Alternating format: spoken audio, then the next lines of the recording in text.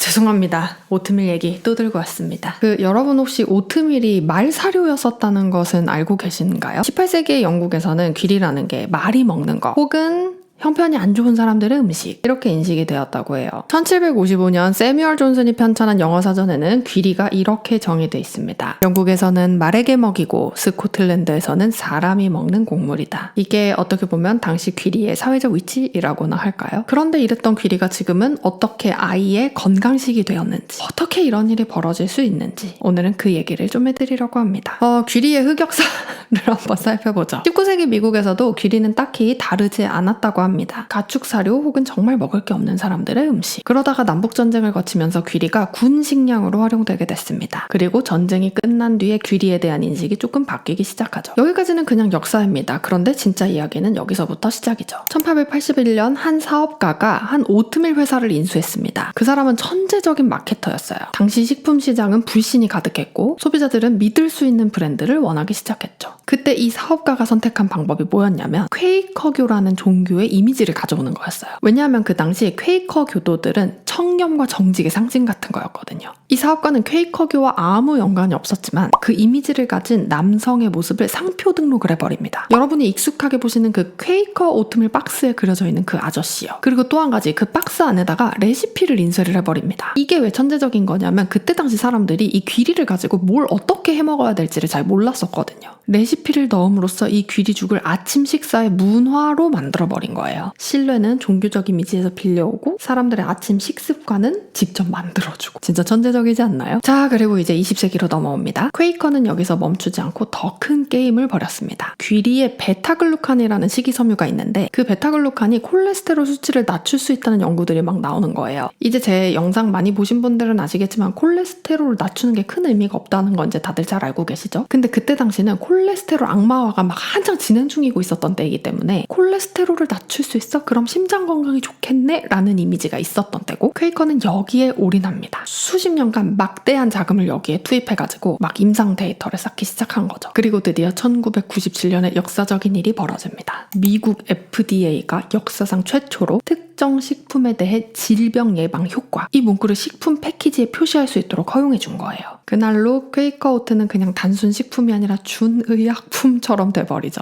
여기서 저는 여러분께 한 가지 꼭 묻고 싶은 질문이 있습니다. FDA가 승인했으니까 다 믿어도 되는 건가? 실제로 제가 최근에 인스타그램에서 한 계정을 알게 됐는데 의대생이 운영한다고 되어 있더라고요. 그런데 그 의대생이 운영하는 컨텐츠에 계속 반복해서 나오는 게 뭔지 아세요? 결론부터 말해주겠다고 하면서 FDA가 그렇게 말하던데, WHO가 그렇게 말하던데, AHA가 그렇게 말하던데 이런 식으로 어떤 권위 있는 기관에서 나온 거면 무조건 맞다라는 절대적인 신뢰를 보여주는 문구를 써요. 여러분 생각은 어떠세요? AHA가 식품업계로부터 막대한 자금을 받는 거는 제가 저번에도 알려드린 적이 있고 2020년 미국 식이 가이드라인을 만드는 위원회의 90%가 어떻게든 식품업계나 제약업계와 이익관계에 있다는 거 그런 부분들도 제가 간간히 짚어드리죠. 그런데도 권위 있는 기관이 얘기한 거면 무조건 신뢰할 수 있는가? FDA 얘기했으니까 다시 FDA로 돌아가보죠. FDA 승인 과정에는 기업이 직접 제출한 임상 데이터가 핵심 근거가 됩니다. 퀘이커의 경우 퀘이커의 돈을 투자해서 만든 그 임상 데이터 있잖아요. 그게 근거라고요. 기업이 제출한 거.